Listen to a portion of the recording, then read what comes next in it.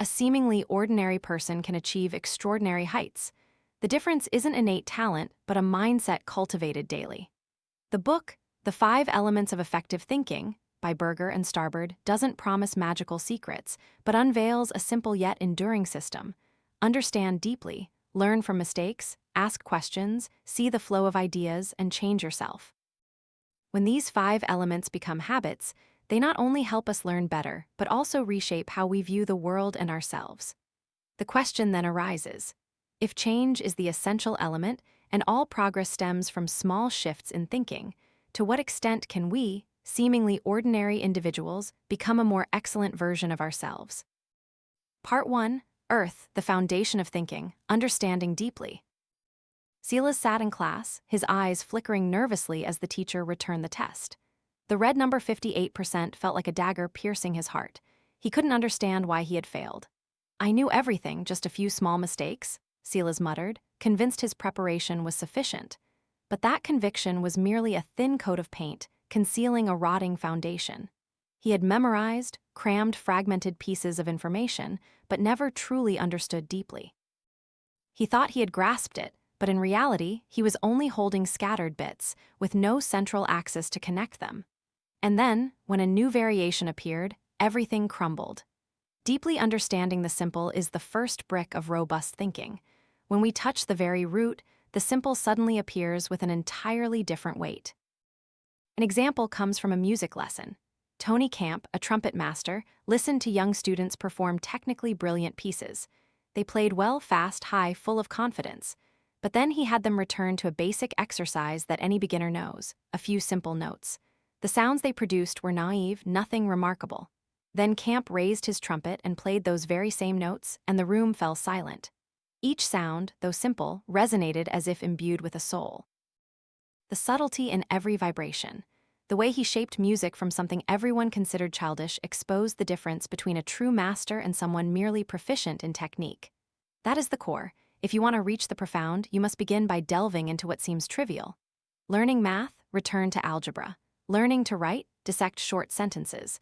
Learning to draw, observe a simple line. People often think going back to basics is a step backward. In reality, it's the only way forward. Because only by firmly grasping the simple can we build a solid framework for later complexities. That's why geniuses like Newton or Einstein didn't start from macroscopic mysteries, but by looking at the familiar with extraordinary eyes. A small exercise can clarify this. Sit down. Write a list of the core concepts in your field of interest. Don't worry if it's incomplete or messy. Just list them, then choose one item and spend 30 minutes digging into it. Ask, explain, experiment repeatedly. You'll be surprised to see a solid foundation gradually emerge. From there, you can climb higher, go further. The simple is the gateway to the profound, just as when playing an instrument. If you merely press the correct keys without feeling each note, you will never touch the depth of music. If you study history only by remembering names of presidents and generals, you will miss the movement of ideas, of society, of value conflicts. If you engage in politics by clinging to slogans and candidate appearances, you've lost the essence of decision-making. This principle isn't just in the classroom, it's present in every choice.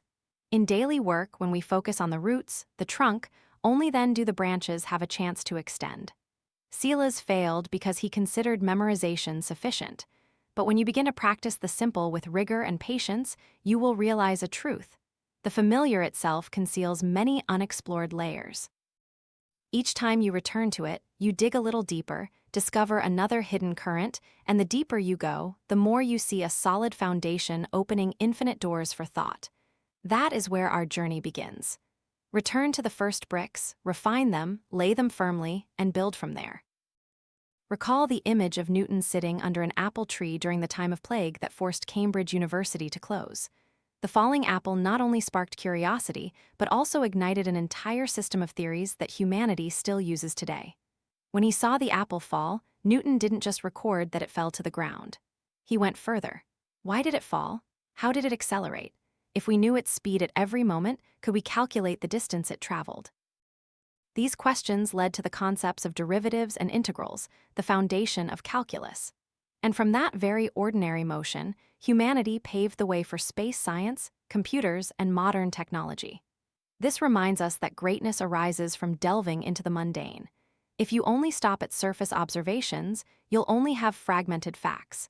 If you dig deeper with your gaze, you will find hidden structures and meanings. Newton didn't aim directly at deciphering the universe.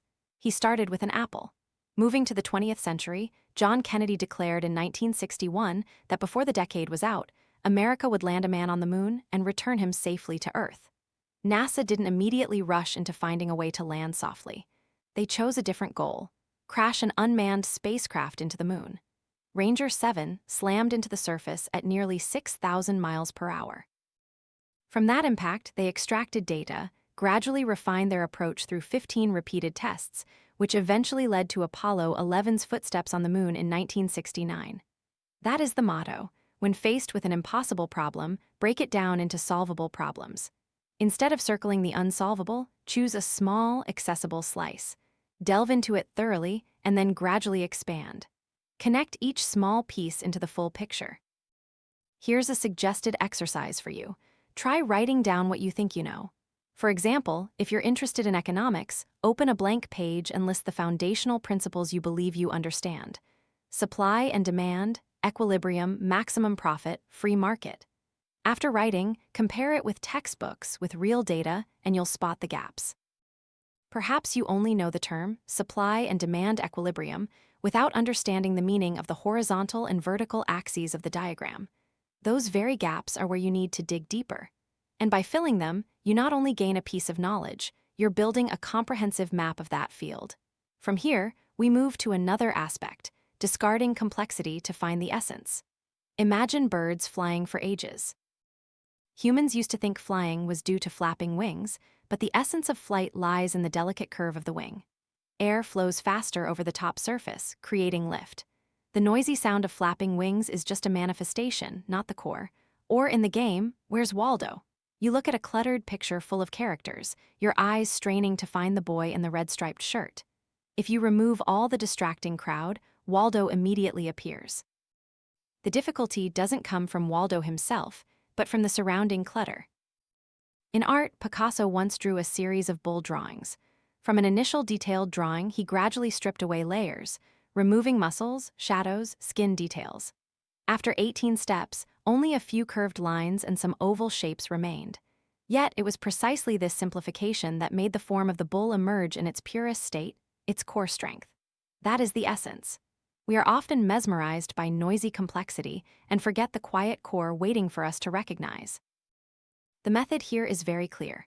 Identify and eliminate every distracting element, focus on the remaining core, and from there, illuminate the whole picture. Try an exercise. Choose a problem that confuses you, for example, raising children. Instead of being overwhelmed by countless pieces of advice, define a core goal. For instance, I want my child to be independent and responsible. That single core principle will guide you in every choice. Should you do their homework for them? Should you intervene when your child fails? Each decision becomes clearer when you stick to the core goal. That is the power of discarding complexity to find the essential. Like a bird flying thanks to the curve of its wing. Like Waldo revealed amidst the crowd. Like Picasso's bull emerging through a few simple strokes. When we learn to see through the layers of noise, the essence will be revealed, guiding all thoughts and actions. Picasso didn't just draw a bull. He undertook an entire journey of deconstruction, starting from a meticulous drawing with full details of muscles, shadows, and skin thickness. He repeated this process 18 times.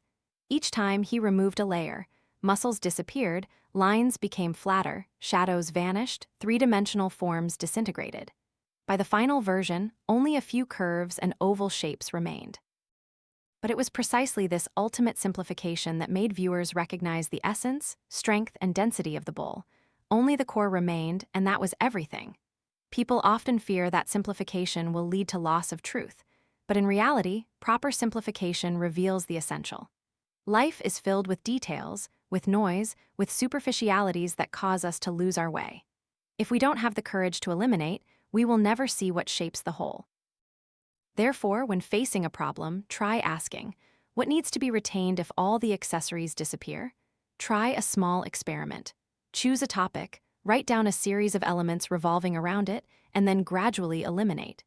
Discard the peripheral elements, finally retaining the single thing that you believe, if absent, would cause the entire meaning to collapse. That is the backbone you need to cling to. After learning to filter, we embark on another challenge, seeing what is truly there. It sounds simple, but the truth is we constantly deceive ourselves. A painting professor once said, "Outdoor shadows aren't gray, they carry the color of the sky." It sounds illogical, but when you look closely, you'll see shadows on the ground reflecting faint bluish-purple hues, not black. For years, we look at shadows and believe they're gray when they've never been gray at all. In a medieval art class, a student was asked to describe a painting. He tried to find elaborate words. "The halo symbolizes the cycle of life." The professor coldly replied, "Don't talk nonsense, just say what you truly see." Another painting depicted a monk with his back to a blue sea and a vast sky. When the instructor asked, "What do you see?" the class fumbled, searching for hidden meanings. Finally, the teacher exclaimed, "It's a monk with his back to the sea and sky." The obvious is obscured by our own minds because we cling to the belief that something profound must be hidden beneath. This habit is deeply ingrained even in knowledge itself. Aristotle once asserted that heavier objects fall faster than lighter ones. For thousands of years, people believed it. Why? Because it sounded reasonable and because Aristotle said so. Galileo, through simple experiments, proved that in a vacuum, all objects fall at the same speed, regardless of mass. What we think we see isn't what's truly there. We often see with our ears, with the credibility of others, rather than with our eyes. One way to train this is to write down, "I know this, I don't know that." No embellishment, no concealment. Only by admitting the gaps do we begin to fill them. Similarly, in writing, reading your own text as if it were unfamiliar will reveal loose, vague, or out-of-sync parts. If you only read with the writer's mindset, you'll overlook those gaps. Once we've seen the obvious, we can take another step, finding what's missing, not just looking at the object but also the empty space around it. Artists call this negative space. A clear example: before World War II occurred, the War of 1914–1918 was called the Great War or the War to End All Wars. Only after World War II broke out did people refer to it as World War I if, right from 1918, it had been labeled. First, the world might have prepared with a different mindset. The naming itself revealed what was missing. Once, a grocery store owner realized a limitation. Customers could only buy what they could carry. He tried adding a detail: wheels attached to a wooden chair frame plus a basket. And so, the supermarket shopping cart was born. Great ideas don't come from abundance but from seeing existing constraints. You can try this yourself. Take a familiar concept and add an adjective that makes it seem strange. For example, instead of education, call it impersonal education. Immediately, you'll see a gap. How can we make education more personalized? It is precisely what's missing that opens up potential. In science, Niels Bohr once used a thought experiment to understand quantum mechanics, a theory that defied intuition. One day, he assumed it was correct and followed its consequences. The next day, he assumed it was wrong and observed how the world operated.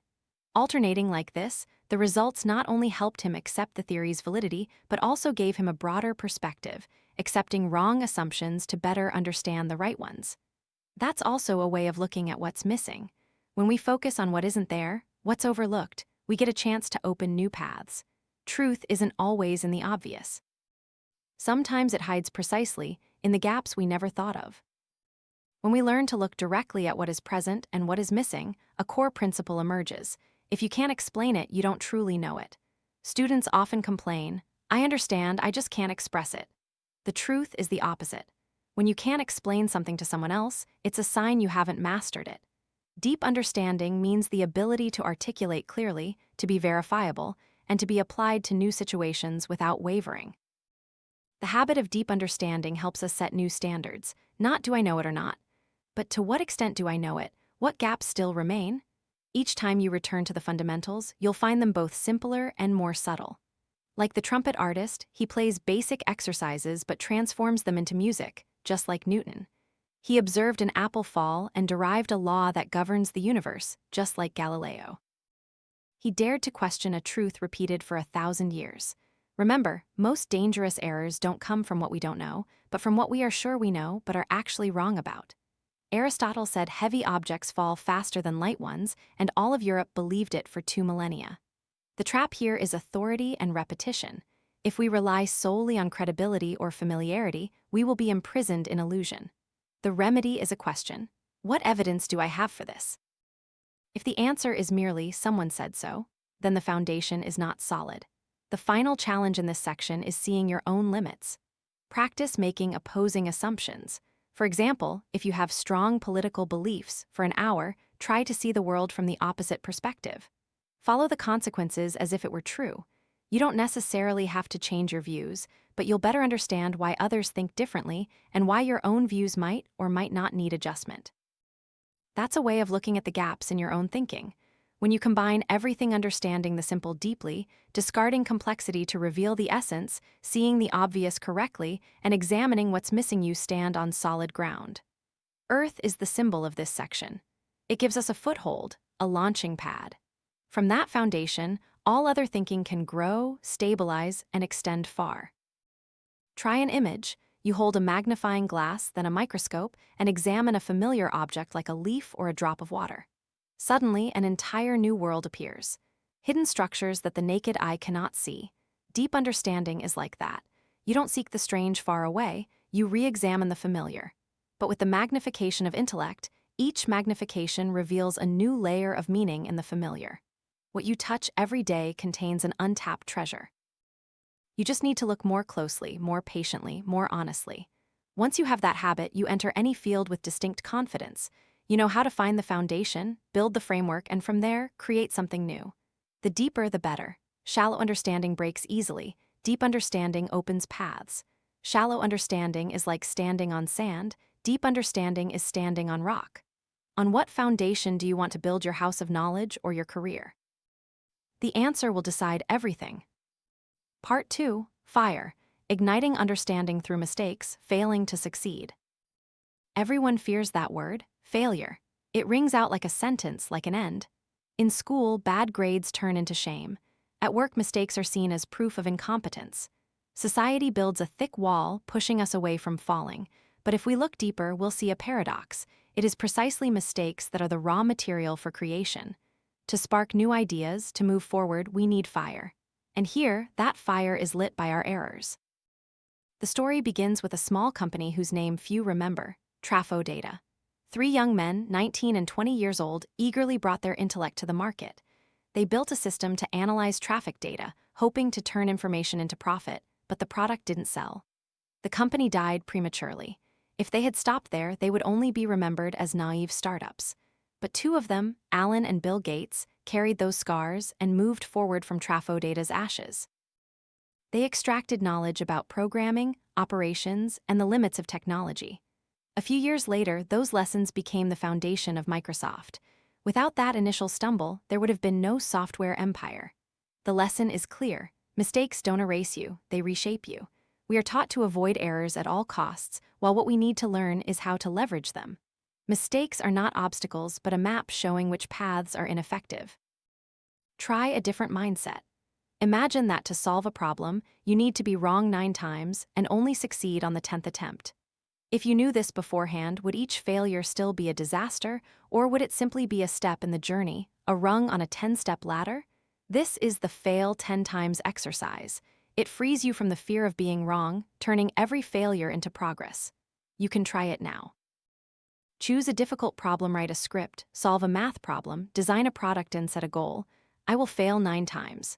Each time you err, record specifically where and why you erred. That active analysis is the key. Because when you just say, I failed, you learn nothing. But when you say, I failed because this assumption X was wrong, you've taken a step forward. Next time you eliminate X, you try Y after 9 attempts, you've swept the minefield, and success comes on the 10th step. We are often blinded by the fear of judgment. Being wrong means losing face. But the truth is, the only person who doesn't make mistakes is the one who never tries, and not trying means no progress. If you want a new idea, you must embrace the fire of mistakes. When you sit before a blank page, not writing for fear of writing badly, you failed in the worst way, failure by not starting. If instead you write anything, even if it's wrong, you have something to revise. Bad leads to mediocre. Mediocre paves the way for good. Shakespeare wrote messy lines before Hamlet. FDR crossed out many sentences in his speeches before he uttered the phrase, a date which will live in infamy. No one jumps straight from a blank slate to a masterpiece. Mistakes are an indispensable part of the creative process. Without them, we have no direction. Without them, we merely stand still. The lesson from Trafo data isn't that a company vanished, but that an empire was conceived from its ashes. The lesson from the fail 10 times exercise isn't in the number, but in the perspective. Every mistake is a step up, not a fall, so dare to step into the fire. For only when tested by fire does metal harden, and only when you dare to be wrong do you dare to be right. Mary was an art student. She loved painting, music, all things intuitive. But her curriculum required her to enroll in modern math. From the very first session, Mary was discouraged. The unfamiliar symbols, the dry definitions felt like a language from another planet. When the teacher asked who would volunteer to explain the concept of infinity, the entire class fell silent. Mary was called upon, her heart pounding, her palms sweating. She thought she didn't know, that speaking would only make her a laughingstock, yet she stood up. Mary's answer was wrong, but instead of ridiculing her, the teacher asked, "Do you see anything in your explanation that isn't quite right?" She hesitated, then pointed out a flaw. The second time, she tried again, still wrong but closer. With each iteration, Mary learned something. There's no completely wrong answer, only progress obscured by error. A few rounds later, she presented a correct solution, even one that differed from the textbook, creative and convincing. That is the power of the process. Guess, identify errors, revise, and repeat. Every mistake is not a pitfall but a marker on the map. No one solves a difficult problem in a single attempt. People go from wrong to wrong, then to nearly right, and then to right. Mary didn't just learn math, she learned how to think, using errors as tools. We often think of creativity as a lightning bolt, an explosive moment. But in reality, creativity is like sculpting stone. You make the first cut and see it's wrong, you make the second cut and see it's still too much. Each wrong cut helps you see the form clearer within the stone, and finally the statue emerges. Similarly, in literature and art, Shakespeare didn't write Hamlet in one go. Before his immortal lines, he had to write countless drafts full of errors, full of meaningless sentences.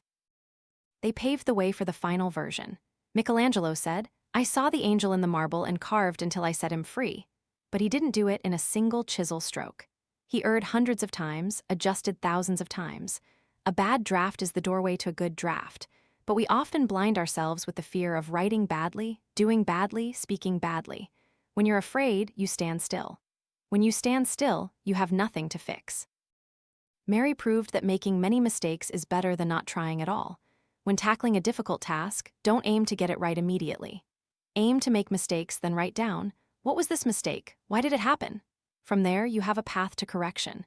The error becomes a guide and you move forward. Looking back, we see two types of mistakes: accidental mistakes like Mary's. You accidentally make an error, but that error itself reveals a path.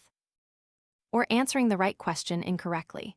You go astray, but from that deviation, you realize the initial question wasn't quite right, and you find the true question.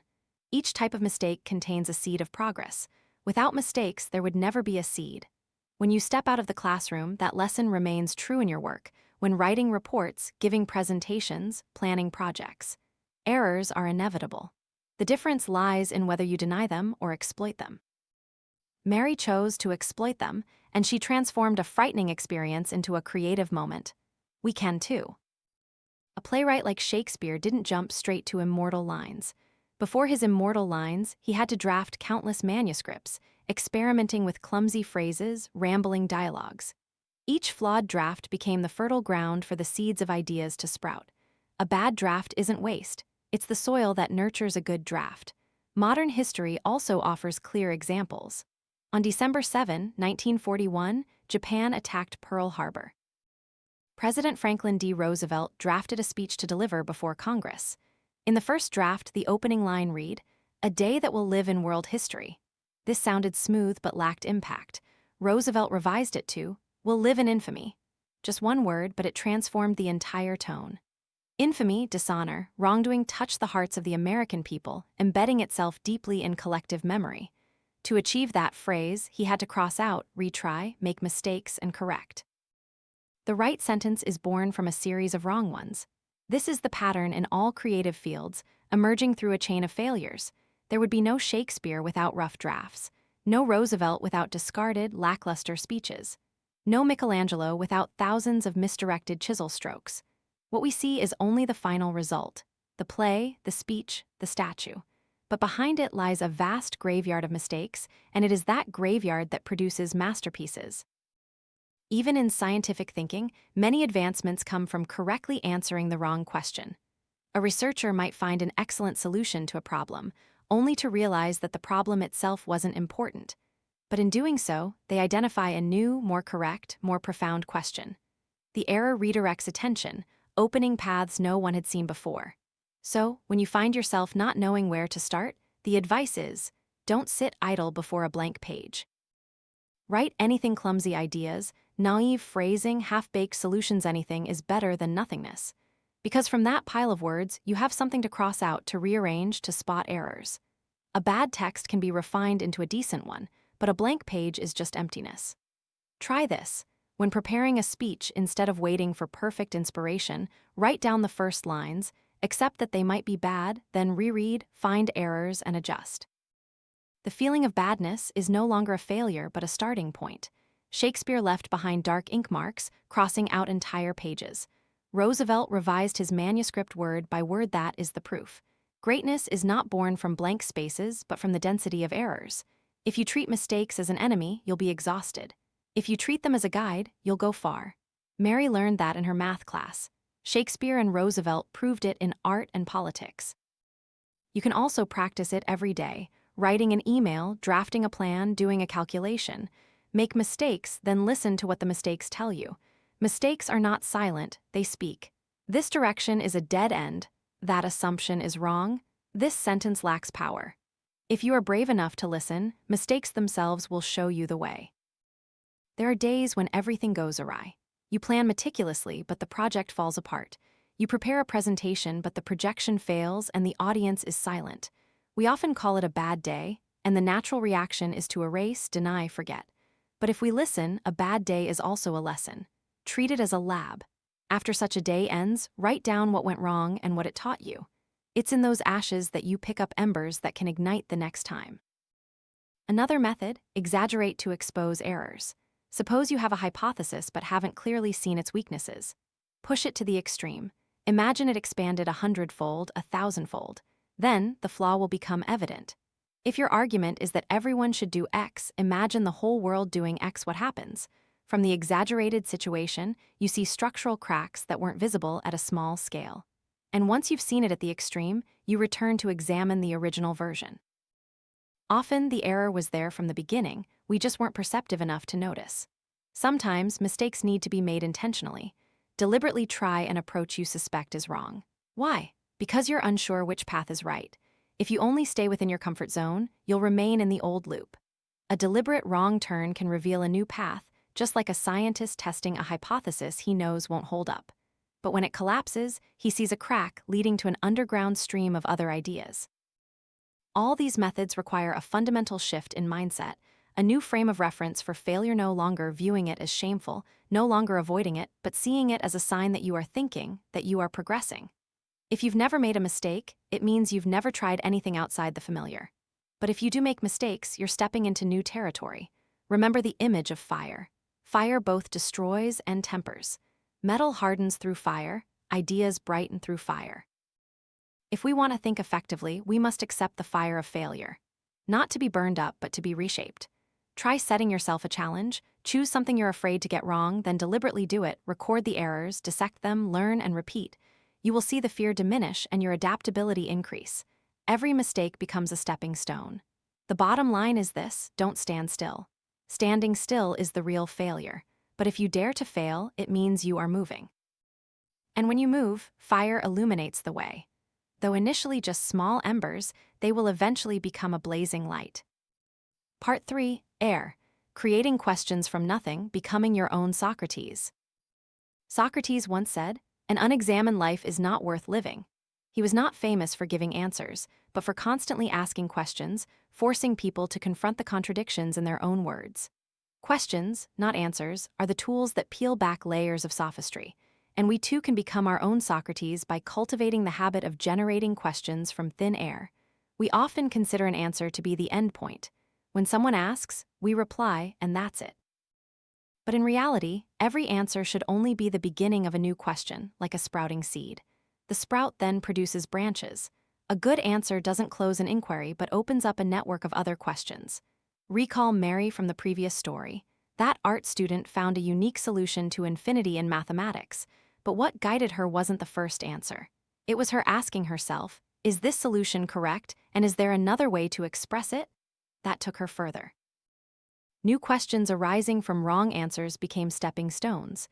Answers lead to questions. That's the spiral that keeps thinking from stopping. If you're only satisfied with the answer, you're like someone who stops at the gateway without entering the house. Every answer can become a ticket to a new journey if you're curious enough to ask, so what? What does this imply? Try a small exercise. Whenever you have an answer, don't consider the job done. Write down at least one question that arises from it. For example, you know that water boils at 100°C. The next question could be, why does water boil at a lower temperature in high mountain regions? This question leads you to atmospheric pressure, to physical structures. The answer opens up a new layer of questions, and so it extends endlessly. Good questions focus attention on the right problem. Sometimes what's important isn't what we answer, but what we ask immediately afterward. Socrates didn't need to offer complete theories. He only needed to ask, are you sure? If so, what follows? And if not, then what? This chain of questions makes others self-reflect, uncovering parts they hadn't considered. Asking questions is also like lighting more lamps in a dark room. One lamp isn't enough to illuminate everything. But as you continue to turn on more, new corners emerge. An answer is just one lamp.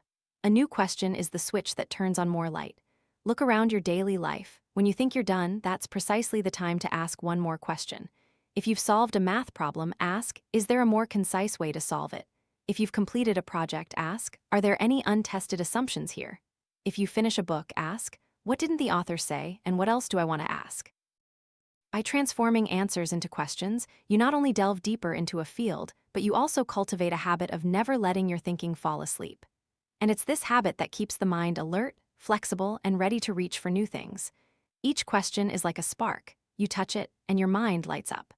Questions evoke curiosity in a way that answers never can. An answer can frame a matter, while a question opens doors, leading us further to unknown territories. Imagine a classroom where teachers only care about the numerical answers students get. Assignment done, job finished. Curiosity dies there. But what if, instead of asking, is the answer correct? The teachers asked, why is it so? If we change the assumption, is the result still valid? If it's correct, what are the implications? If it's wrong, what do we learn? At that moment, the students' minds would be forced to engage. Questions transform curiosity into a driving force, pulling people further beyond their comfort zones. Asking questions also has another power. It exposes the hidden assumptions within every statement. There are always things we implicitly take for granted. When we ask, we drag those assumptions into the light. For example, when someone says, this person succeeded due to luck, a reasonable question is, how do we define luck? What other factors contributed? That very question forces us to disassemble the argument to see its shortcomings. Questions also help us avoid bias. If we merely assert, we easily fall into the trap of blind confidence. But when we ask, what if we look from a different angle? We create an opening for humility, for the capacity to learn. Try this habit. After every answer you give in class, in a meeting, in everyday life, immediately write down a follow-up question. Initially, it might feel forced, but gradually you'll find your mind gets used to it. An answer is no longer a period, but a comma. This practice transforms learning into a continuous flow. You never stop because new questions always arise. Curiosity is no longer a fleeting emotion. It becomes a structure, a self-sustaining mechanism. You learn to ask, you ask to learn, and that loop generates its own momentum. The interesting thing is, even if you don't have the answer to the new question, you've made progress. Because to ask a question means you've seen a gap, a glimmer of light, and that glimmer hints at a direction for you or for others. Socrates never provided all the answers, but his questions paved the way for all of Western philosophy. Questions keep the mind awake. A good question can make you ponder for days, weeks, and that very pondering is proof you're digging deep. Meanwhile, an easy answer lulls you into complacent slumber. So, do you choose slumber or struggle? We often get stuck not because we lack answers, but because we ask the wrong questions. All efforts, all debates, All resources can be poured down the drain simply because we focus on a false question. Look at an example in education. There was a time when people commonly asked, "Why do Black students perform poorly in math?" On the surface, it sounds like a straightforward question, but its very structure is flawed. It draws attention to race, a variable that doesn't explain the essence of the problem. As a result, every subsequent answer went astray. It's innate, it's the environment. Whereas the right question should be, what factors in teaching, resources, motivation, sense of belonging, history of success, or failure are influencing students' math performance? Only by shifting the question do we identify intervenable variables. The true question is the key. Once it's identified, all efforts can be focused correctly. Asking the wrong question is like searching for a lost key under a street lamp just because it's bright there, while the real key lies in a darker place. False questions give us a sense of busyness but never lead to results. Try looking at your own work. You ask, "How do I reduce stress at the company?" Sounds reasonable, but it might be the wrong question. The right question might be, "Why does the operating system prevent employees from having control over their work?" Or, "What in the process causes wasted time?" The true question opens up avenues for action. Asking the right question is also an act of purifying your thinking. It forces you to detach from vague assumptions to find the core variables. A good question is like a drill bit. It concentrates power on one point and penetrates through hard rock. Train yourself with an exercise. When you feel stuck, write down the question that's haunting you, then sit down and ask, "Is this truly the original question? What assumptions is it hiding? If I discard those assumptions, what other questions emerge?" Often, after just 3 rounds of digging, you'll find a completely different question, and that's where you need to direct your focus. The power of identifying the true question lies not only in bringing you closer to a solution, but also in saving energy. Instead of shooting arrows aimlessly, you aim straight for the bull's. Instead of wasting intellect on the false, you gather everything towards the real.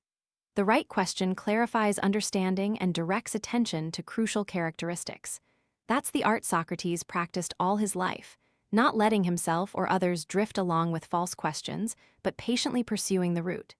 When talking about the art of questioning, we cannot separate it from the art of listening. To ask correctly, one must first listen correctly, but listening here isn't just waiting for others to finish speaking. Active listening means paying attention to every gap in the answer, every silence, every unstated assumption. The real questions often lie precisely in those voids. Socrates was a master at this. He didn't rush into explaining or imposing conclusions. He simply listened. Then, from the very words of his interlocutor, he posed questions. These questions were like mirrors, forcing the other person to see the contradictions within themselves. Through that process, the truth gradually revealed itself. Socrates shows that you don't need to be a repository of answers. You just need to be the one who elicits the right questions in daily life. We can practice this with specific exercises. 1. The leverage question. When facing a problem, try restructuring the question. Instead of asking, "How can I get higher grades?" ask, "How can I understand more deeply, communicate more clearly, foster more curiosity?" Instead of, "How can I manage my time better?" ask, "What truly deserves priority?" Small changes in how you ask questions will open up entirely new avenues for action. 2. A traffic situation. When stuck in a jam. The usual question is, "How do I escape this traffic?" But you, as an individual, cannot solve the city's infrastructure problem. That question is useless. Change it to, "I'm going to be stuck for 40 minutes. How can I use this time effectively?" The new question doesn't eliminate the traffic jam, but it transforms it into an opportunity. Listen to a podcast, call a loved one, review an idea. Change the question, change the experience. 3. In learning, instead of asking, "How do I do well on the exam?" ask, "How can I immerse myself more deeply in the learning material?" The answer might be to write a detailed outline, present to a group, or tutor someone else. Shifting the direction of the question helps us transform the learning process into an active experience, not just exam preparation. The principle here is, an improved question is an expanded perspective. Asking questions is like breathing. If you stop asking, your thinking suffocates. But if you maintain the habit of asking, your mind remains fresh, constantly moving. Answers are merely temporary stopping points. New questions are the airflow, the very breath of thought. And the ultimate point, the person who knows how to question themselves is the master of their own thinking. when you sit alone, without an audience, without teachers, but still challenge yourself. Am I sure? What if I'm wrong? If I'm right, what are the implications? At that moment, you've built an inner Socrates, not to torment yourself, but to guide your intellect. The art of questioning is not exclusive to philosophers. It's a habit anyone can cultivate, and when you cultivate it, you carry a source of air that keeps your thinking vibrant, flexible, and alert. Part 4, Water. Seeing the flow of ideas, looking back to the past, towards the future. When people talk about the moment an idea strikes, the image often used is a light bulb switching on a sudden, dazzling light appearing out of nowhere. But that image deceives us. Ideas are not born in a vacuum. They are not sudden flashes of lightning across the night sky, but the result of a continuous flow spanning time, building upon countless layers from before. Think of a piece of music. We hear the final note, and it resonates as if naturally. But in reality, it only makes sense in relation to the notes that came before. A solitary note forms nothing, but placed within the flow, it becomes an ending, an inevitable consequence. Ideas are the same. The flow of ideas is the principle. Every invention, every creation, builds upon some past. Bell didn't create the telephone from nothing. He stood on the shoulders of previous efforts to transmit signals. Darwin didn't write his theory of evolution in a single day, but it crystallized from countless observations and theoretical debates before him. J.K. Rowling didn't conjure Harry Potter from emptiness. She inherited the tradition of European legendary adventure stories and children's literature. Steve Jobs didn't single-handedly create the iPhone, but connected inventions in touchscreens, internet connectivity, and mobile technology. We often forget the past of ideas because history is narrated as if there was a single moment of brilliant insight. But the truth is, ideas are the result of evolution. Each generation adds a layer, and we see the peak without seeing the foundational layers beneath. When we understand this, we have a powerful tool. To truly understand an idea today, view it as a segment in a flow. Instead of asking, "What is it?" ask, "By what path did it arrive here?" A simple exercise is to think back. Whenever you face a concept or a decision, trace it back. What was it like yesterday? A month ago? Where did it come from a year ago? A subject today is a compilation of efforts across generations of scientists. A policy today is the result of years of debate. A personal habit today is a combination of previous experiences, environment, and education. Take the example of the bicycle. It didn't appear fully formed. Initially, they were heavy wooden contraptions with only 2 large wheels, where the rider had to push with their feet. Then came pedals, steel frames, brakes, chains. Each small improvement followed the next. That flow eventually led us to the familiar bicycle. If you only look at the bicycle today, you won't see that entire long journey. But when you look backward, you understand why it has its current shape, and you can imagine where it will go next. This act of looking backward to understand the present helps us avoid the illusion that everything is static. We realize that what we consider self-evident today is actually just one version in a process. And if it's a version, it can be changed, improved, replaced. As you become accustomed to the think-back habit, you begin to see the present as a fleeting moment, not eternal. And this awareness opens up possibilities. If yesterday led to today, then today can lead to a different tomorrow. Understanding the present through the flow of the past is the first step to mastering water, the element of continuity. And when we realize that all ideas are part of a long river, we will no longer be deluded by magical flashes of insight. Instead, we'll know how to follow the current to find the next turn. If think back helps us see the roots, then the next step in the flow of ideas is iterate and improve. Repeat, adjust, refine. An idea rarely appears perfect on the first try. It's like a rough stone that needs many chisel strokes to reveal its form. Every writer knows the first draft is just raw material. Hemingway once said, "The first draft of anything is shit," but he still wrote because he understood. A bad draft is necessary to have something to revise. Each time he reread, he cut, added, refined through 10, 20 iterations. The iterative flow transforms initial clumsiness into a complete structure. The principle here is clear. Create a rough version, even if it's subpar, then continuously improve it. If you wait until an idea is perfect to start, you'll never begin. The first version isn't for showing off, but to serve as a foundation for the next. Recall the spirit of fail 10 times. Intentional failure is part of the process. Iterating ideas is similar. You accept what's wrong, what's not good enough, and treat it as material to sharpen. Each iteration is like a small leap. And through many iterations, you cover a whole distance. A clear example is in software engineering. A product doesn't emerge fully formed. It starts with a buggy test version, then engineers debug it, users provide feedback. The next update is better. The loop never stops because technology is always advancing.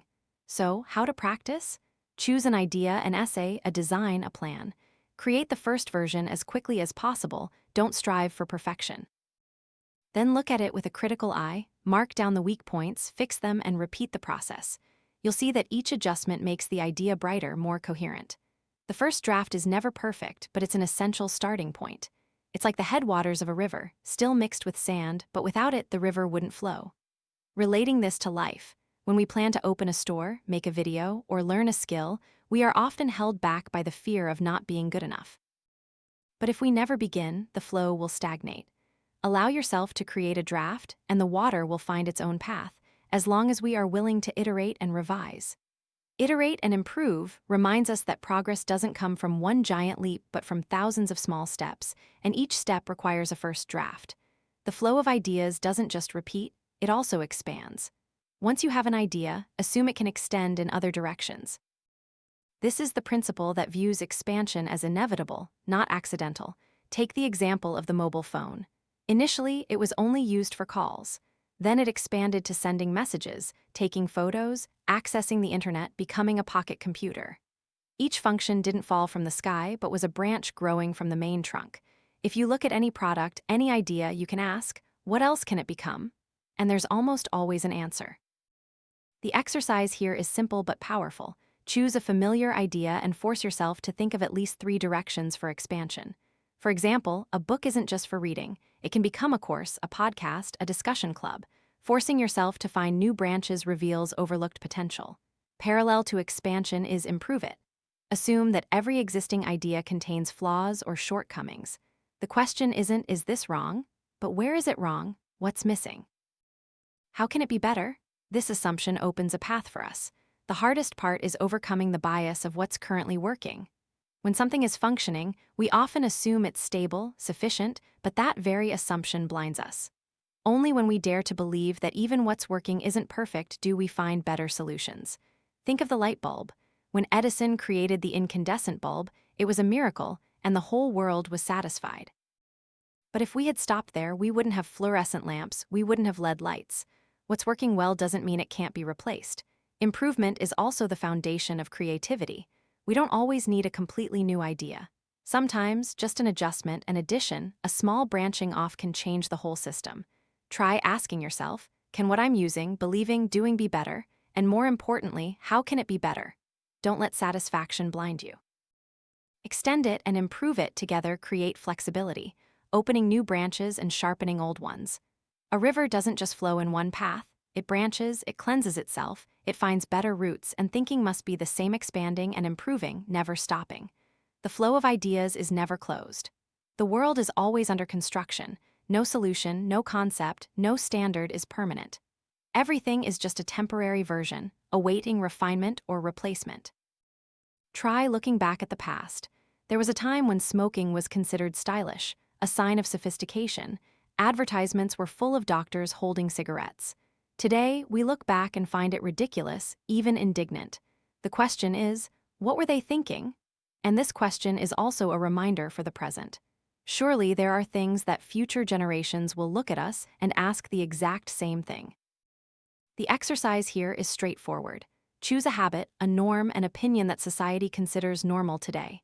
Then ask yourself, at what point will our grandchildren find this laughable, even terrible? When you practice thinking this way, you're pulling the present out of the illusion of permanence and seeing it as a segment in a flow. This perspective forces us never to be complacent. An idea today is just one version in a sequence. It has a before and an after. It can expand. Understanding this, we are both humble and courageous. Humble enough to know we don't possess the ultimate truth, courageous enough to contribute to improvement and open new branches. Here, water connects all the previous elements. From earth, we learn to deeply understand foundations. From fire, we learn to use mistakes to progress. From air, we learn to create questions to open new directions. And with water, we gather it all into a flow. knowing we stand on the shoulders of previous ideas. Knowing today is just a link in a process, and knowing that tomorrow there will be a new version. When we view the world as a construction site, we escape the illusion of completion. Instead of asking, is it good enough? We ask, what will the next version be like? Instead of waiting for a magical flash of insight, we work with the current, looking backward, iterating, expanding, improving. And the key point is that ideas are not the product of solitary geniuses, but a bend in a long river. We only contribute to changing its direction, adding to its current, refining the flow. And that doesn't make the idea lesser. On the contrary, it gives us freedom. We don't bear the burden of creating from nothing. We just need to dare to participate in the flow. Remember, the world is never finished. And that's good news. Because when the world is always under construction, we always have the opportunity to build further. Part 5, the essential element, embracing change, transforming yourself. We are often advised to try harder, to do better. But sometimes, striving to do better is like patching a leaky boat with another piece of cloth. You can patch it many times, no matter how skillfully, but the boat will still leak. What's needed isn't another patch, but a different boat. In thinking, it's the same. Instead of asking, how can I do better? Ask, how can I do it differently? The difference lies in strategy. When you're stuck on a problem, sometimes diligently trying harder or pushing yourself more doesn't lead anywhere. You're applying force to a framework that's already wrong. The liberation comes when you completely change the framework. Change your approach, change your tools, change your perspective, adopt a more powerful strategy. Imagine playing the piano. A beginner often thinks they need to practice more, memorize notes faster, move their fingers quicker. That's the do-better mindset. But a skilled artist doesn't just play faster, they play differently. They no longer have to remember each note individually but feel the structure of the piece. They don't look at isolated keys but see entire chord progressions. The difference isn't in muscle speed but in how they think about the task. This is the principle of expert change. Describe in detail, what is the expert doing differently from me? When you observe closely enough, you realize they don't just have more skills, they're operating on a different system. Beginners play note by note, experts see the whole picture. Beginners memorize the surface, experts understand the structure. Applying this principle forces you to shift from the obsession with doing more to doing it differently. When you see experts not struggling like you but performing with ease, it's because they've changed their framework. What you need isn't more effort but a different approach. Try applying this to any field you're learning or working in. Observe someone better than you. Instead of just admiring, ask, what are they doing differently? Are they using tools I haven't used? Are they focusing on features I'm overlooking? Are they asking different questions than me? As soon as you can describe that difference, you've grasped the key to change, not to copy everything, but to learn how to transition to a new operational framework. Changing the operating system for your thinking is the essence of this fifth element. The central question is no longer, have I tried hard enough? But am I operating within the right framework? Because if the framework is wrong, all efforts only make us tired. But if the framework is right, a small change can unleash enormous energy. The first message of this element is therefore very clear. Do it differently, don't just do it better. When we look closely at the difference between beginners and experts, we begin to clearly see the power of expert change. Beginners struggle with every small action. Experts seem effortless, comfortable, even exerting no visible effort. But in reality, they aren't doing less work. They are doing entirely different work. Let's return to the image of the piano artist. Beginners practicing the piano tense every finger, staring at the keys, memorizing sequences of notes as discrete symbols. They try to press faster, practice more hours, but despite their persistence, the music remains clumsy. The accomplished artist, however, performs a different task. They understand the structure of the piece. They know which chords lead to which. They hear the flow of the melody. When needing to make a large leap between keys, they don't guess blindly but have already visualized the position in space. The difference is in the thinking framework, not in the level of practice. This principle isn't just true in music, it's also true in mathematics. A new student often tries to memorize formulas and apply them rigidly. A good student, however, doesn't stop at the formula but understands why the formula exists. They understand the relationships between concepts. They don't need to memorize too much because they grasp the underlying structure. Or, in sports, a basketball novice focuses on each shot, each movement. A skilled player doesn't just watch the ball, they see the entire court, anticipating the movements of teammates and opponents. They don't strive to do better at a single action, but shift to an entirely different task, controlling the flow of the game. Expert change forces us to realize that when learning, don't just increase the amount of effort within the same framework. Observe those who are skilled and specifically describe what they are doing differently, then ask yourself, can I start applying a part of that difference? This is the shift from doing it harder to doing it differently. It's like changing the operating system for a computer. You can add more RAM or upgrade the chip, but if the software is outdated, productivity will still be poor. Changing to a new operating system truly unleashes power. This is also how to break down perceived barriers. Many tell themselves, I don't have the talent. But talent only determines the starting point. The destination depends on the thinking framework you choose. If you're in the wrong framework, talent is wasted. If you transfer to the right framework, even a small leap can create a breakthrough. Here's a simple exercise. Choose a field you're studying or working in. Write down a list of what people better than you are doing differently. You don't need many, just 1 or 2 differences are enough. Choose one point to try. Let that difference become the seed of change. Changing frameworks isn't a one-day job, but it starts with one question: what is the expert doing differently? And from there, you stop being obsessed with doing more to embark on the journey of doing it differently. Many believe that innate ability is destiny. Some are born good at math, some are born with a musical ear, while others are not. This view is both dangerous and flawed. While limits certainly exist, the gap between potential and actual achievement is astonishingly vast, and most of it is determined by thinking habits, not genetic inheritance. I've met students who were considered inept. They failed many times, were criticized, and lost confidence. People labeled them as lacking talent. But what I saw was different. These students were never given the chance to change their approach. They kept struggling, patching things up within the same learning framework instead of learning to do it differently. When they started practicing the 4 elements deep understanding, learning from mistakes, creating questions, seeing the flow of transformation gradually appeared. It is here that the 5th element, embrace change, active transformation, becomes crucial. It doesn't come randomly, but from a conscious choice. When we commit to those 4 elements for long enough, we don't just solve a problem or complete a project better, we transform ourselves. New abilities are not the product of luck, but the result of habit. Let's consider a specific example. In a math class, some students learn very quickly, memorizing formulas instantly. Others learn slower, struggling step by step. Who will succeed long-term? Intuition tells us the fast learner, but the reality is often the opposite. Fast learners sometimes only skim the surface. Slow learners, if they know how to leverage mistakes, ask questions, and return to the fundamentals, will build a more solid understanding. Speed doesn't equate to effectiveness. This is what the book emphasizes you can achieve. Innate differences, when juxtaposed with the right habits, become insignificant. Quick-witted individuals are not always the most creative and effective. It is the habit of delving deep, daring to be wrong, knowing how to ask, seeing the flow, and finally daring to change that determines who goes far.